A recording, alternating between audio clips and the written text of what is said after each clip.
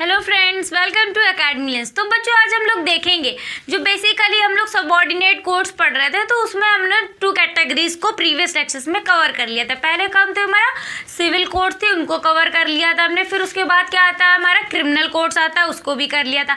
अब हम आज बात बच्चों क्या करेंगे, हमारा the code of revenue. Basically क्या है मतलब इसका, द रेवेन्यू कोड्स। भाई रेवेन्यू से रिलेटेड मैटर्स कहाँ जाएंगे, भाई सिविल से रिलेटेड मैटर सिविल कोड में गए डिस्ट्रिक्ट लेवल पे, ठीक है।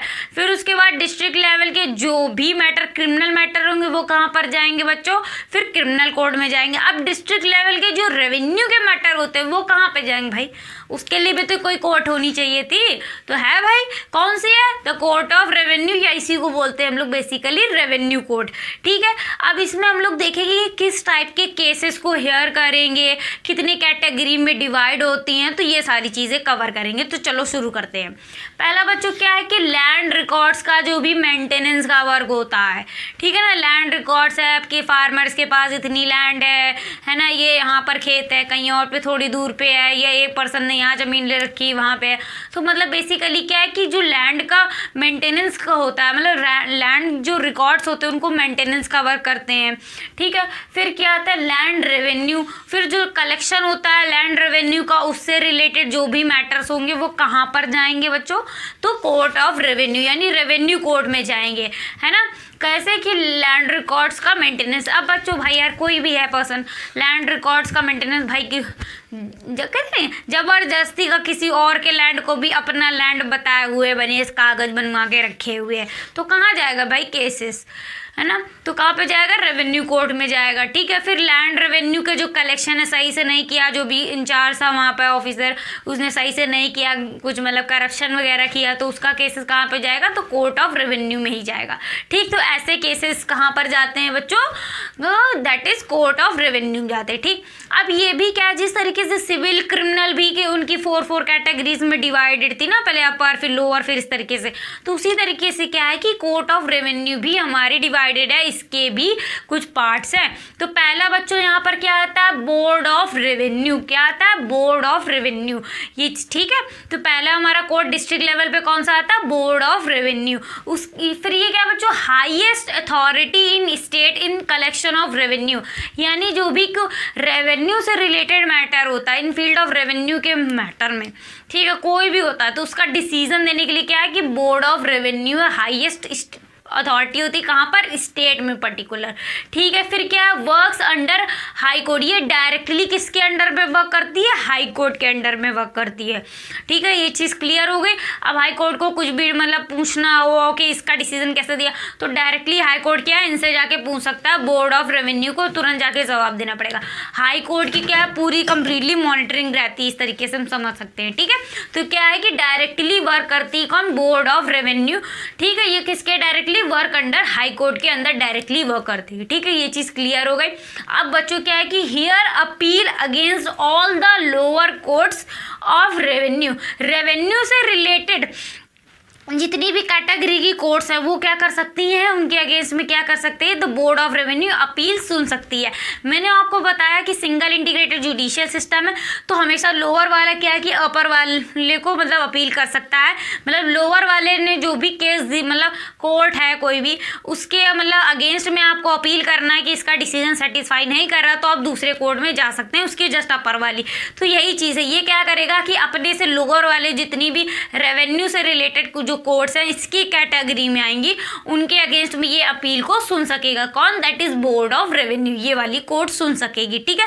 ये फर्स्ट कैटेगरी की कोर्ट हो गई, ठीक है, हमारी जो डिस्ट्रिक्ट लेवल पे वर्क करती है। ये चीज़ क्लियर हो गई बच्चों, आपको कोई भी डाउट्स हो तो पूछ लेना, ठीक। ये पॉइंट्स देख लिए। अब चलो हम लोग फिर से कुछ और पॉइंट्स देखते हैं बच्चों। ये देखो आप लोग सेकेंड पॉइंट यहाँ पर, ये क्या है बच्चों की, पहली तो हमने देख ली कैटेगरी ये वाली होती है, ठीक है। कोर्ट्स का डिवीजन होता है बच्चों, जिस तरीके से क्या था कि सिविल कोर्ट का भी डिवीजन था भाई, है ना। पहले मतलब क्या होता था कि उसको कहते हैं डिस्ट्रिक्ट जज होगा, फिर उसके नीचे फिर मुंसिफ वगैरह, ये सब ऐसा डिवीजन था। उसी तरीके से क्या यहाँ पर भी होता है, जैसे क्रिमिनल में भी डिविजन्स वगैरह था, जुडिशियल मजिस्ट्रेट वगैरह हो गया, चीफ मेट्रोपॉलिटन मजिस्ट्रेट हो गया, सेशन कोर्ट हो गया, ठीक है ना। इस तरीके से था डिवीजन। उसी तरीके से क्या है कि इसमें भी डिविजन्स है। तो पहला board of revenue and the second is that commissioners court, ठीक। अब बच्चों नाम से ही कि मैंने आपको बताया था प्रीवियस लेक्चर्स में कि जो भी नाम होगा उसी के नाम पर ही उसके हेड का भी नाम होता है। तो यहाँ पर बेसिकली हेड कौन होगा, कमिश्नर्स कोर्ट का, तो दैट इज कमिश्नर हेड होता है। अब उसके अंडर में बच्चों क्या होता है कि 3 to 4 डिप्टी कमिश्नर्स क्या होते हैं, वर्क करते हैं। अब जैसे कि एक कमिश्नर्स कोर्ट है, उसके अंदर क्या है कि उसका हेड कौन हो गया, उसके नाम से ही पता चल रहा है, यानी कि कमिश्नर उसका हेड हो गया। अब उसके अंडर में क्या है, 3 हो सकते हैं या 3 या कह सकते हैं हम लोग 4 हो सकते हैं, तो 3 to 4 इन दोनों के बीच में लाई करता है। मतलब 3 रख सकते हैं मानो, तो नहीं ज़्यादा केसेस हो रहा है तो क्या करेंगे 4 रख लेंगे। कितने और किसको रखेंगे, डिप्टी कमिश्नर को रखेंगे। किसके लिए रखेंगे, to help in the collection of a revenue in all the districts. ठीक है, जितनी भी डिस्ट्रिक्ट है एक पर्टिकुलर डिवीजन में। अब सपोज जैसे कानपुर है तो कानपुर में कानपुर डिस्ट्रिक्ट हो गया, फिर इधर घाटमपुर तहसील हो गया, तो इस तरीके से मतलब काफ़ी सारे डिस्ट्रिक्ट होते हैं पर्टिकुलर सिटीज़ को रिलेटेड। ठीक है, तो उनको एक एरिया डिवाइड हो गया कि 5-6 डिस्ट्रिक्ट आपके अंडर में आएंगे, ये इतने डिस्ट्रिक्ट आपके अंडर में आएंगे। उसके अकॉर्डिंग जो भी वर्क होता है कलेक्शन ऑफ रेवेन्यू का, वो कौन करेंगे, यही डिप्टी कमिश्नर्स करेंगे। और कहाँ पर मैटर्स को मतलब ले जाएंगे, दैट इज कमिश्नर्स कोर्ट में। तो इससे रिलेटेड मतलब ठीक, तो यहाँ पर जो भी इस तरीके के केसेस होंगे कहाँ पर सुनने जाएंगे बच्चों, यहाँ पर कमिश्नर्स कोर्ट में। ठीक है, किससे related, collection of revenues in districts में, जो भी रेवेन्यू का कलेक्शन है। अब 3-4 डिस्ट्रिक्ट है, ठीक है, पर्टिकुलर डिवीजन में उनके मतलब उतने 3-4-5 डिस्ट्रिक्ट एक पर्टिकुलर डिवीजन में आ गए कि मतलब इसके अंडर में, इस कमिश्नरेट कोर्ट के अंडर में इतने डिस्ट्रिक्ट आ रहे हैं। अब उस डिस्ट्रिक्ट में जितने भी रेवेन्यू से रिलेटेड डिस्प्यूट्स होंगे, ठीक है, जितने भी केसेस होंगे वो कहाँ पर जाएंगे बच्चों, कमिश्नरेट्स कोर्ट में जाएंगे। ये चीज़ क्लियर हो गया। और एक और है डिप्टी कमिश्नर्स, इनके अंडर में वर्क करते हैं। ठीक है, कमिश्नर के अंडर में, यानी कि हेल्प करने के लिए होते हैं डिप्टी कमिश्नर्स। ठीक, ये चीज़ क्लियर हो गई। ठीक, अब उसके बाद हमारा जो थर्ड कैटेगरी की कोर्ट आती है, यानी हायरार्की वाइज चल रहा है। टॉप पे board of revenue, second position किसकी आएगी, फिर उससे नीचे मतलब कौन होता है, बोर्ड ऑफ रेवेन्यू, तो डिस्ट्रिक्ट लेवल पे उससे नीचे कौन होगा, कमिश्नर्स कोर्ट होगी, मतलब कमिश्नर्स कोर्ट। फिर उसके नीचे बच्चों कौन सा होगा, दैट इज कलेक्टर्स कोर्ट होगी। तो ऑब्वियसली बात है, इसका हेड कौन होगा, बेसिकली डिप्टी कमिश्नर। ये जो डिप्टी कमिश्नर थे तो यही होते हैं हेड किसके, कलेक्टर्स कोर्ट के। ठीक है, ये चीज़ आप लोगों को क्लियर हो गई। अब उसके बाद क्या होता है, ये एडमिनिस्ट्रेटर होते हैं ऑफ डिस्ट्रिक्ट्स। अब बच्चों क्या होता है, जो भी डिस्ट्रिक्ट्स होते हैं उसके क्या कहते हैं, एडमिनिस्ट्रेटर। इनकी ऑफिशियल जो ड्यूटी होती है डिप्टी कमिश्नर्स की, वो क्या होती है, डिस्ट्रिक्ट्स में एडमिनिस्ट्रेशन कंट्रोल करना, लॉ एंड ऑर्डर मेंटेनेंस वगैरह जो वर्क होता है, तो एडमिनिस्ट्रेशन को कंट्रोल करते हैं ये लोग डिस्ट्रिक्ट में। उसके साथ साथ अगर ये यहाँ पर डिप्लॉयड है, इस जगह पर हेड बने हैं, कहाँ पर, कलेक्शंस, मतलब ये कलेक्टर्स कोर्ट में, तो यहाँ पर क्या हो जाएगा बच्चों, ये लोग जो कलेक्शंस होता है रेवेन्यू वगैरह का, उससे रिलेटेड भी मैटर को देखेंगे, हेल्प प्रोवाइड करेंगे। ठीक है, और उसके साथ में एडमिनिस्ट्रेशन भी देखेंगे डिस्ट्रिक्ट कोर्ट्स का। ठीक, मतलब इनकी यहाँ पर डुअल वर्क हो जाता है। यहाँ पर सिर्फ सिंगल वर्क इनको करना है कि इससे रिलेटेड जो भी मैटर्स हैं, कलेक्शन ऑफ रेवेन्यू डिस्ट्रिक्ट में पर्टिकुलर डिवीजन से, तो क्या वो करेंगे ये लोग, उसके केसेस को देखेंगे, हैंडल करेंगे। ठीक, अब यहाँ पर क्या होता है कि ऐसे केसेस आ रहे हैं तो उसमें क्या आती, अपनी सलाह मशवरा भी देंगे, करेंगे। ठीक, तो उसमें भी क्या होगा, जो केसेस इन्वॉल्व होंगे उसमें हेल्प प्रोवाइड करेंगे कलेक्टर्स कोर्ट में, यानी कलेक्टर को जब ज़रूरत पड़ेगी। फिर उसके बाद क्या है, एडमिनिस्ट्रेशन भी, जो मतलब एडमिनिस्ट्रेटर के जैसे भी काम करेंगे, जो भी एडमिनिस्ट्रेशन वर्क होगा, जो भी फंक्शंस होंगे डिस्ट्रिक्ट लेवल पे, वो भी परफॉर्म करेंगे। बेसिकली वो ऑफिशियल ड्यूटी होती है। ये कलेक्शन ऑफ जो रेवेन्यू के रिलेटेड मैटर्स होते हैं उस पर हेल्प प्रोवाइड करना, ये इनकी सेकेंडरी ड्यूटी होती है। ठीक, आई होप सो ये सारी चीज़ें आप लोगों को क्लियर हो गई। जल्दी से ये सारी चीज़ें नोट डाउन कर लीजिए, फिर उसके बाद हम लोग 2 पॉइंट्स को और चेकआउट कर लेते हैं। ठीक है, तो चलो फ्रेंड्स, अब हम लोग देखेंगे क्या है कि जो हमारा फोर्थ कैटेगरी जो कोर्ट ऑफ रेवेन्यू में जो आती है, मतलब फोर्थ स्टेज वाली। भाई सब में स्टेजेस थी कि मतलब पहले छोटी कोर्ट होती, फिर उससे बड़ी, फिर उससे बड़ी, फिर उससे बड़ी। तो हम लोग किस मतलब वे में, किस ऑर्डर में पढ़ रहे हैं, तो पहले डिस्ट्रिक्ट लेवल पे कोर्ट, फिर उससे लोअर, फिर उससे लोअर, फिर उससे लोअर, इस तरीके से पढ़ रहे हैं।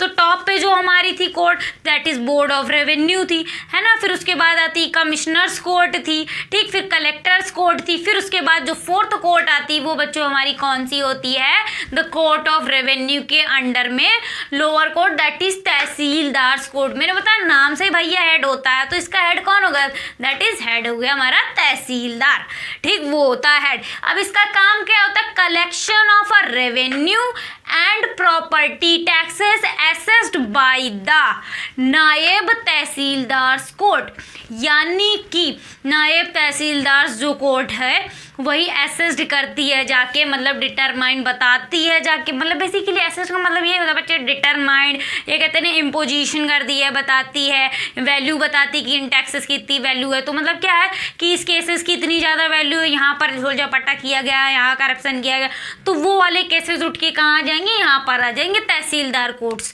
तो यानी क्या क्या है, तहसीलदार यहाँ पर देखेगा कि कलेक्शन ऑफ रेवेन्यू और जो भी प्रॉपर्टी टैक्सेस है बच्चों उनको वो चेकआउट करेगा, उनको देखेगा। कौन देखेगा, तहसीलदार देखेगा कि भाई ये सही ऑर्डर दिया गया है, हाँ इससे रिलेटेड ठीक है, ये वाले पॉइंट्स भी सही हैं, हाँ इसका रेवेन्यू ठीक आया, इसका प्रॉपर्टी का टैक्स आ रहा है, इसका नहीं आ रहा है ना। तो ये सारी चीज़ें हो गई, तो कौन चेकआउट मारेगा, दैट इज तहसीलदार करेगा। ये सारे केसेस कहाँ जाएंगे, यहाँ पर जाएंगे। जो भी प्रॉपर्टी जो टैक्सेस होते हैं, जो रेवेन्यू टैक्सेस, जो कि नायब तहसीलदार जो होता है हमारा, वो उनको असेस करेगा, बताएगा कि भाई ये वाले ठीक है, ये आप चेकआउट कर लीजिए, ये केसेस हैंडल है करने हैं, ये हमारे बस के नहीं है, आप हैंडल कर लीजिए। इस तरीके से समझना है, ठीक है, ज़्यादा अपने माइंड में बर्डन नहीं डालना है, इतना समझ लें जो सबसे छोटा केस यहाँ पे जाएगा, इनसे जो केस हैंडल नहीं हो रहा वो कहाँ जाएगा, इनके पास जाएगा, तहसीलदार में। ये है पॉइंट, ठीक, समझने वाला। अब बच्चों इसके बाद जो फिफ्थ हमारा जो कोर्ट आता है सबसे ज़्यादा लोवेस्ट है, तो ये सबसे क्या है, सबसे ज़्यादा लोवेस्ट कोर्ट है किसकी हायरार्की में, that is court of revenue, यानी कि इसी को हम बोल सकते हैं रेवेन्यू कोर्ट में, ठीक। तो सबसे ज़्यादा लोवेस्ट कोर्ट कौन सा हो गया हमारा, यही हो गया, ठीक, नायब तहसीलदार कोर्ट। अब इसका हेड भी बच्चों कौन होता है, तो नायब तहसीलदार बोलते हैं उसके हेड को, ठीक है।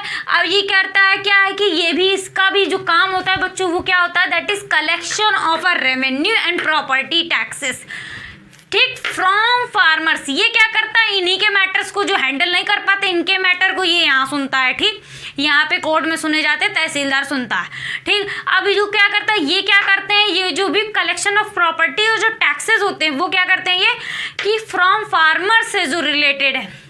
भाई किसान सबसे छोटी यूनिट गांव तो होती है, फिर गांव बनते हैं, ढेर सारे गांव एक में आते हैं, फिर शहर भी ऐड ऑन हो जाते हैं, फिर पूरा सिटी बन जाता है, इस तरीके से होता है। तालुकाज वगैरह होते हैं, बहुत कुछ होते हैं, ठीक है। तालुकाज जब बात करेंगे तब लोक अदालत वगैरह चलती है, तो वो भी उसकी भी हम बात करेंगे 1 बाय 1 करके।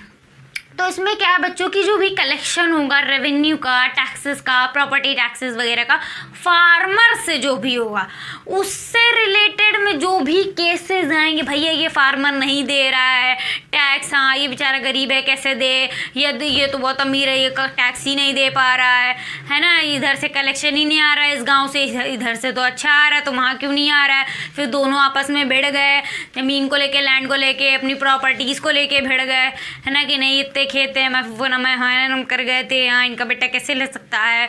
तो इस तरीके से ये सारे जो केसेस होते हैं वो कहाँ पर होंगे भाई बच्चों, दैट इज नायब तहसीलदार कोर्ट में होंगे, ठीक है, यहाँ पर वो सुने जाएंगे।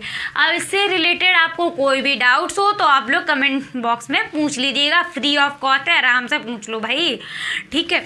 और उसके बाद बच्चों क्या है कि अगर आप लोगों को प्रीवियस लेक्चर्स वगैरह देखने हो, जो भी चैनल में नए हो, तो वो क्या करें, अकेडमी लेंस में HCG सेमेस्टर 2 के नाम से प्लेलिस्ट है, तो वहाँ पर जाके विजिट करके देख सकते हैं लेक्चर्स। और कोई भी डाउट्स हो, ठीक है, प्रीवियस लेक्चर्स के भी, तो क्या है कि आप लोग कमेंट बॉक्स में पूछ सकते हैं।